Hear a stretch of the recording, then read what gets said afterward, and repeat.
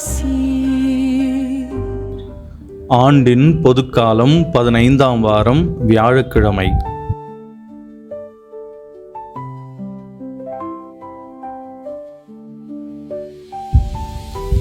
மேலும் அவர், பெரும் சுமை சுமந்து சோர்ந்திருப்பவர்களே, எல்லாரும் என்னிடம் வாருங்கள், நான் உங்களுக்கு இளைப்பாறுதல் தருவேன். நான் கனிவும் மனத்தாழ்மையும் உடையவன். ஆகவே என் நுகத்தை உங்கள் மேல் ஏற்றுக்கொண்டு என்னிடம் கற்றுக்கொள்ளுங்கள்.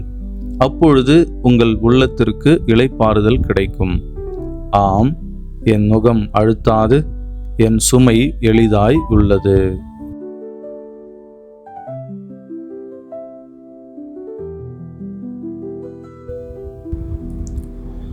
சுமைகளை சுகங்களாக மாற்ற காத்திருக்கும் கிறிஸ்துவில் எனது அருமை அருளாசீர் ஊடக நண்பர்களே, உளவியல் அறிஞர் ஒருவர் பரபரப்பாக இருந்த ஒரு ஜூஸ் கடைக்கு சென்றார். அங்கு ஒரு இளைஞன் ஜூஸ் வாங்கி கொண்டு அமைதியாக எந்த ஒரு ஆர்ப்பாட்டம் இல்லாமல் ஒரு மூலையில் அமர்ந்து கொண்டிருந்ததை அவர் கண்டார். சுற்றி நடப்பதை பற்றி எந்த கவலையும் இல்லாமல் தன்னுள் ஏதோ வேதனையை சுமந்து கொண்டிருக்கின்றான் என்பதை அவர் புரிந்து கொண்டார். அவனுக்கு உதவி செய்ய வேண்டும் என்ற எண்ணத்தில் அவன் அருகில் சென்று அவனை பேச வைக்க வேண்டும் என்று நினைத்து அவனுடைய ஜூஸை எடுத்து மடமடவென குடித்து விட்டார். இதை பார்த்த அந்த இளைஞன் அழத் தொடங்கினான். இதற்காகவா அழுகின்றாய்? ஒன்றுக்கு பதிலாக 2 டம்ளர் ஜூஸ் வாங்கி தருகிறேன் என்று சொல்லி அவனை சமாதானப்படுத்தினார். உடனே அவன், நான் அழுதது ஜூஸுக்காக அல்ல, என் தலைவிதியை நினைத்து நான் அழுகிறேன் என்றான். அவர் எதிர்பார்த்தபடியே அவனும் அவனுடைய பிரச்சனையை சொல்ல ஆரம்பித்தான்.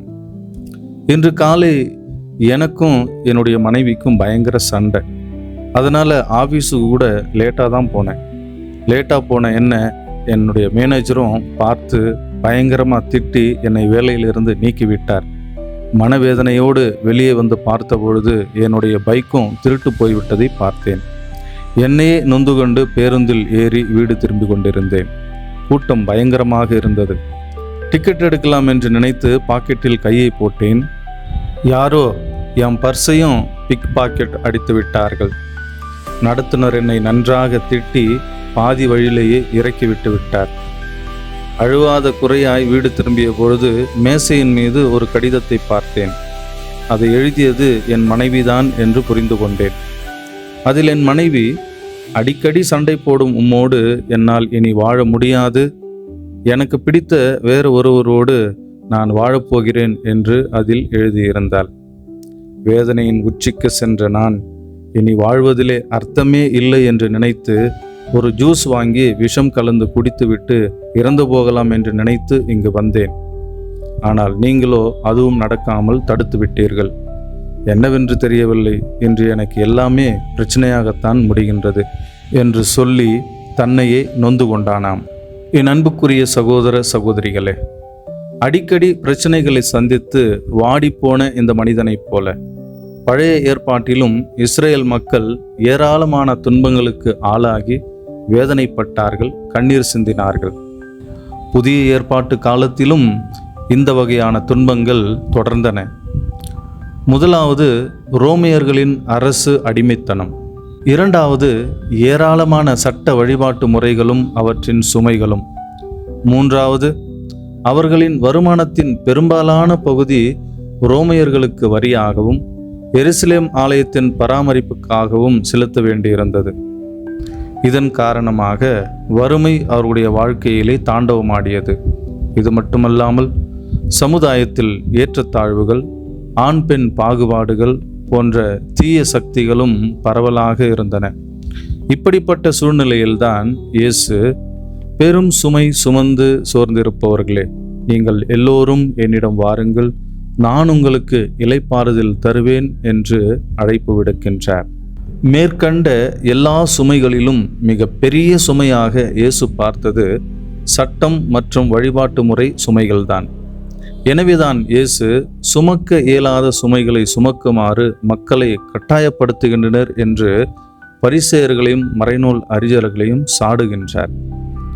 ஆகவே எசாயா 1:14 இறைவன், உங்கள் வழிபாடுகள் எனக்கு ஒரு சுமையாயின, அவற்றை சுமந்து நான் சோர்ந்து போனேன் என்று இறைவன் கூறுகின்றார். அன்று இஸ்ரேல் மக்கள் சுமந்த சுமைகளையும் இன்று நாம் ஒவ்வொருவரும் சுமக்கும் சுமைகளையும் இறைவன் சுமந்து தீர்க்க தயாராக இருக்கின்றார். சுமை தீர்க்கும் இறைவன் நம்மீது ஒரு இனிய எளிய சுமையை சுமத்துகின்றார். அதுதான் அன்பு என்னும் சுமை. அன்பு என்பது ஒரு சுமை, ஒரு நுகம். காரணம், இறைவனையும் அடுத்தவரையும் அன்பு செய்வது என்பது அவ்வளவு எளிதான காரியம் அல்ல. அளவு கடந்த முதிர்ச்சியும் முயற்சியும் நமக்கு தேவைப்படுகின்றது. அதே நேரத்தில் அன்பு என்னும் சுமை இனிமையானது. காரணம், வாழ்வில் அன்பு மட்டுமே மகிழ்ச்சியையும் நிறைவையும் தரவல்லது. அன்பினால் செய்யப்படும் செயல் அமைதியையும் இறை ஆசிரியையும் கொண்டு வரும். ஆனந்தத்தையும் ஆசிரியையும் கொண்டு வராத அன்பு செயல்கள் இந்த உலகத்தில் இல்லவே இல்லை என்கிறார் சுவாமி விவேகானந்தர். இதை சற்று ஆழமாக சிந்தித்து பார்த்தால் எல்லா பிரச்சனைகளுக்கும் அடிப்படையான ஒரு காரணமாக இருப்பது அன்பு இல்லாமையே. கடவுள் மீது அன்பில்லாத பொழுது வழிபாடுகள் சடங்குகளாக மாறிவிடுகின்றன. அடுத்தவர் மீது அன்பில்லாத பொழுது ஏழை பணக்காரர், உயர்ந்தவர் தாழ்ந்தவர் என்கின்ற ஏற்றத்தாழ்வுகளும் வேறுபாடுகளும் வித்தியாசங்களும் வாழ்வில் நுழைந்து விடுகின்றன. மனிதர்களுடைய மனங்களில் அன்பு இல்லாத பொழுது அடுத்தவர் மீது அதிகாரத்தை செலுத்த வேண்டும் என்கின்ற எண்ணங்கள் எழுகின்றன. எனவேதான் இயேசு எல்லா பிரச்சனைகளுக்கும் ஒரு தீர்வாக இனிய சுமையாகிய அன்பை சுமக்க நம் ஒவ்வொருவரையும் அழைக்கின்றார். அன்பை சுமப்போம், ஆனந்தமாய் வாழ்வோம்.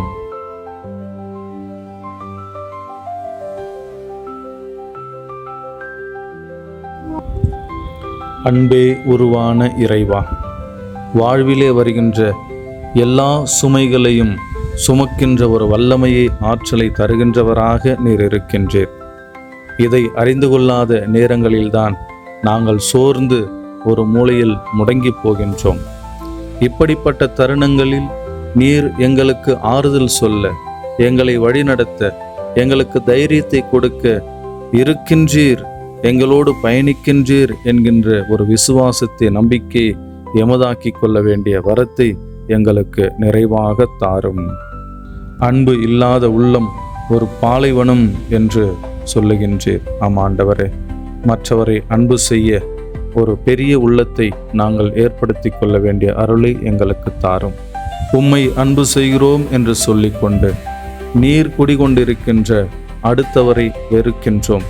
இப்படி எங்களுடைய அன்பானது ஒரு பொய் அன்பாக ஒவ்வொரு நாளும் மாறிக்கொண்டே இருக்கின்றது. அதிகாரத்தினால் அல்ல, அன்பினால் அகிலத்தையே ஆட்கொள்ளுகின்ற ஆர்வத்தை, ஆசீர்வாதத்தை எங்களுக்கு தாரும். அன்பு ஆண்டவரே, இதோ இந்த நாளிலே இந்த ஜெபத்தை கேட்டு இந்த ஊடகத்தை கண்டு ஜெபித்து கொண்டிருக்கின்ற ஒவ்வொரு தனி நபரையும், அவர்களுடைய குடும்பங்களையும், அவர்களுடைய எண்ணங்களையும், ஏக்கங்களையும், கனவுகளையும், மன்றாட்டுக்களையும், தேவைகளையும் அன்பு ஆண்டவரே முழுவதுமாக நிறைவேற்றி அவர்களை ஆசீர்வதித்து வழிநடத்துவீராக. எல்லாம் வல்ல இறைவன், தந்தை, மகன், தூய ஆவியாரின் பெயராலே ஆமென். Praise the Lord. இயேசுவுக்கே புகழ், இயேசுவுக்கே நன்றி. மரியே வாழ்க.